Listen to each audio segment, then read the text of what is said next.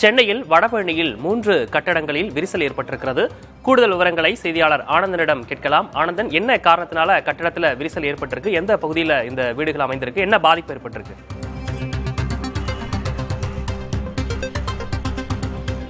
விக்னேஷ், சென்னை வடபழனியில் இருக்கக்கூடிய அழகிரி தெருவில் தான் இந்த பாதிப்பானது ஏற்பட்டிருக்கிறது.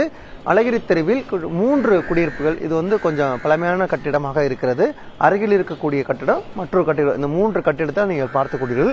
கீழ்ப்பகுதியில் இந்த பகுதியில் மழைநீர் வடிகால் அமைக்கப்பட்டு அந்த கழிவு நீர்கள்லாம் தற்போது இந்த பகுதியில் சென்று கொண்டிருக்கிறது.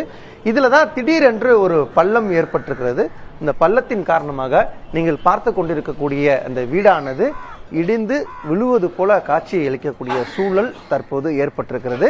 அதே அந்த கட்டிடத்திற்கு மற்றொரு கட்டிடமாக இருக்கக்கூடிய அந்த கட்டிடத்தில் இந்த புறமாக இருக்கக்கூடிய அந்த பில்லரானது கொஞ்சம் சற்று சரிவு ஏற்பட்டிருக்கக்கூடிய நிலையில் தான் தற்போது இருக்கக்கூடிய நிலை ஏற்பட்டிருக்கிறது.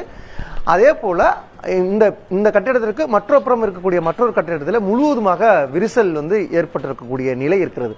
ஒட்டுமொத்தமாகவே இந்த குடியிருப்புல 4 குடியிருப்புகள் இருக்கிறது. இந்த 4 குடியிருப்பில் இருக்கக்கூடிய மக்களையும் இந்த பகுதியில் இருக்கக்கூடிய காவல்துறை அதிகாரிகள் அப்புறப்படுத்தியிருக்கிறார்கள். வீட்டின் உரிமையாளரிடம் தற்போது என்ன மாதிரியான இந்த பாதிப்பு ஏற்பட்டிருக்கிறது, எப்பொழுது கட்டப்பட்டது இந்த கட்டடம், இதுல வேற எதுவும் பள்ளங்கள் இருக்கிறதா, அந்த குழி விழுவதற்கான காரணம் என்பது தொடர்பாக விசாரணையை செய்திருக்கிறார்கள். பள்ளத்தை சரி செய்வதற்காக சென்னை மாநகராட்சியுடைய அதிகாரி கோடம்பாக்கத்தில் இருக்கக்கூடிய மண்டலம் முதன்மை பொறியாளர் இருக்கக்கூடிய பொறியாளர் இந்த பள்ளத்தை விரைவில் நிரப்ப வேண்டும் என்பதற்காக பணியாளர்கள் பணியில் ஈடுபட்டுக் கொண்டிருக்கிறார்கள். வேற ஏதும் விபத்தில் ஏற்படாதை தடுப்பதற்காக இரு புறங்களிலும் காவல்துறையிலிருந்து தடுப்புகள் அமைக்கப்பட்டு காவல்துறையில் பாதுகாப்பு பணியில் ஈடுபட்டுக் கொண்டிருக்கிறார்கள். இருப்பினும் இந்த கட்டிடமானது இந்த தருவாயில் இருக்கிறது ஒரு அச்சத்தையும் அச்சுறுத்தலையும் ஏற்படுத்தக்கூடிய நிலை இருக்கிறது.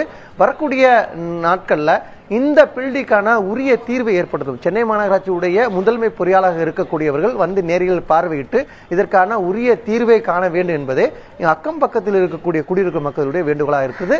இதே நிலைமை நீடித்தால் விபத்து ஏற்படக்கூடிய ஒரு அச்சம் சூழலும் இருக்கிறது. விக்னேஷ், வீடுகளில் விரிசல் ஏற்பட்டிருக்கிறது. அதே போன்று அந்த வீட்டுக்கு முன்னால் இருக்கக்கூடிய அந்த பள்ளத்தை சரி செய்யும் பணிகளும் தற்போது நடைபெற்று வருவதாக குறிப்பிட்டிருந்தீங்க.